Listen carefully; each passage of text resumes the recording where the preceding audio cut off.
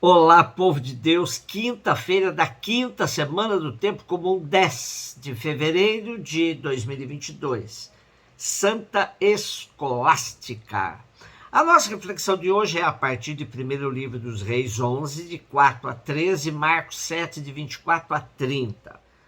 Quando Salomão ficou velho, suas mulheres desviaram o seu coração para outros deuses e seu coração já não pertencia inteiramente ao Senhor seu Deus, como do seu pai Davi. Salomão prestou culto a Astarte, deusa dos Sidônios, e a Melcom, ídolo dos Amonitas. Ele fez o que desagrada ao Senhor e não lhe foi inteiramente fiel, como seu pai Davi.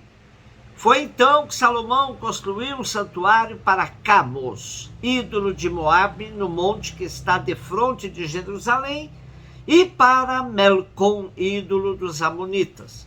Fez o mesmo para todas as suas mulheres estrangeiras, as quais queimavam incenso e ofereciam sacrifícios aos seus deuses.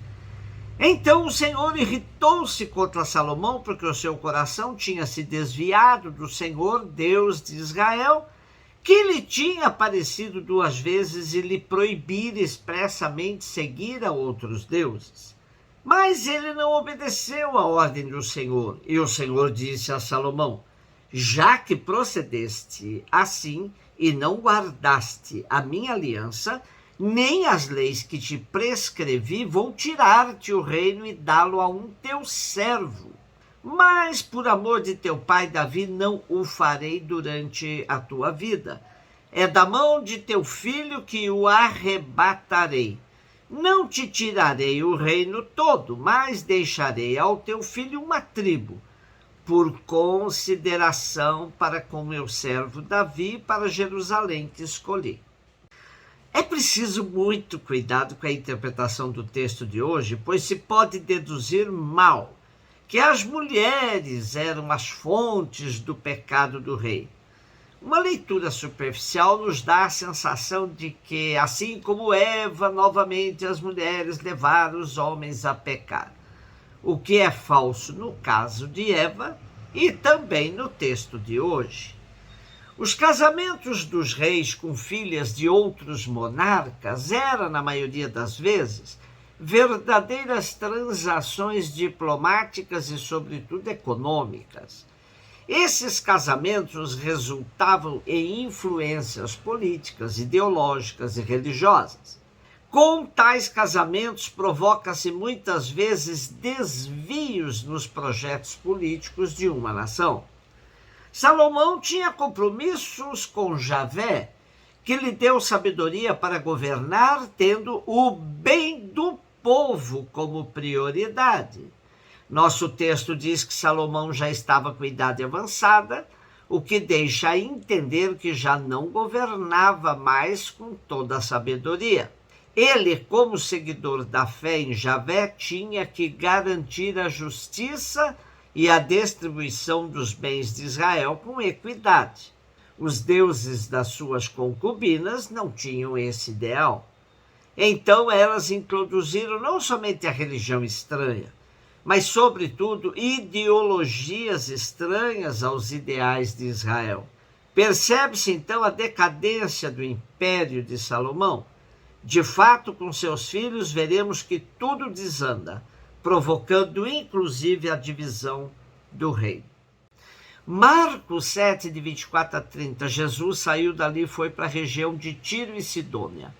Entrou numa casa e não queria que ninguém soubesse onde ele estava, mas não conseguiu ficar escondido. Uma mulher que tinha uma filha com um espírito impuro ouviu falar de Jesus, foi até ele, caiu aos seus pés. A mulher era pagã, nascida na Fenícia, da Síria. Ela suplicou a Jesus que expulsasse de sua filha o demônio.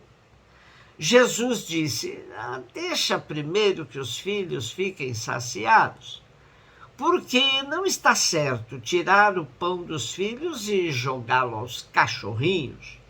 A mulher respondeu: é verdade, Senhor, mas também os cachorrinhos debaixo da mesa comem as migalhas que as crianças deixam cair. Então Jesus disse: por causa do que acabas de dizer, podes voltar para casa. O demônio já saiu de tua filha. Ela voltou para casa e encontrou sua filha deitada na cama, pois o demônio já havia saído dela. Nosso texto de hoje apresenta a grandeza de uma mulher que não se intimidou frente ao machismo do judeu Jesus. O que vemos é um Jesus ainda preso ao privilégio de um povo no que diz respeito ao dom da salvação. A comparação com os cães é para nós de uma agressividade imensa. Mas era assim que os judeus se referiam aos estrangeiros.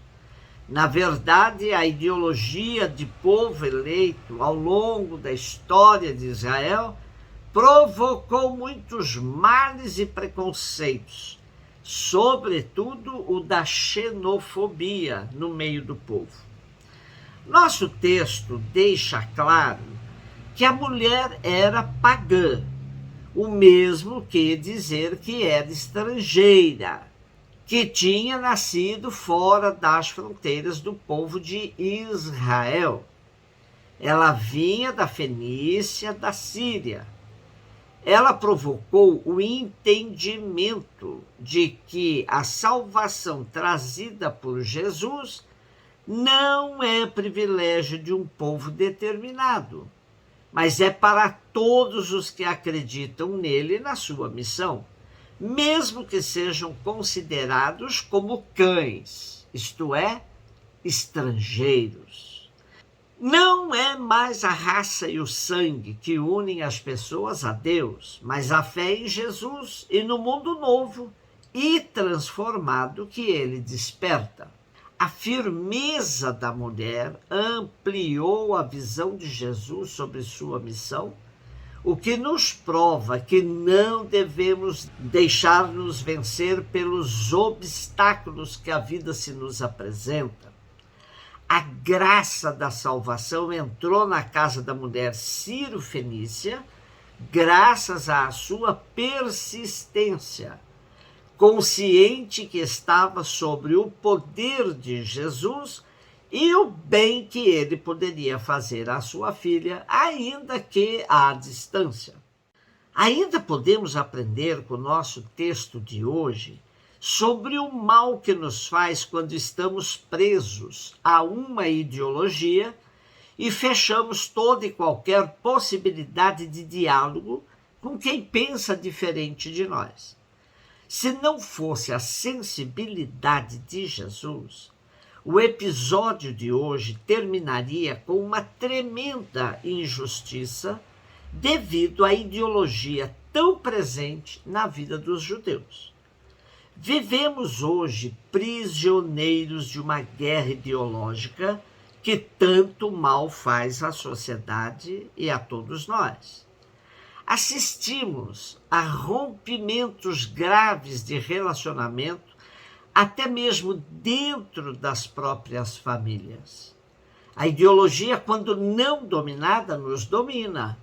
Peçamos sempre a Deus a graça de uma mente aberta e capaz de mudar, quando percebemos que tomamos um caminho errado, equivocado.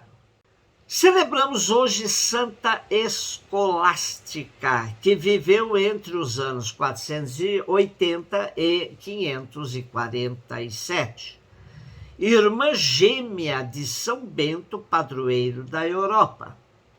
É considerada a fundadora do ramo feminino da ordem, as chamadas beneditinas.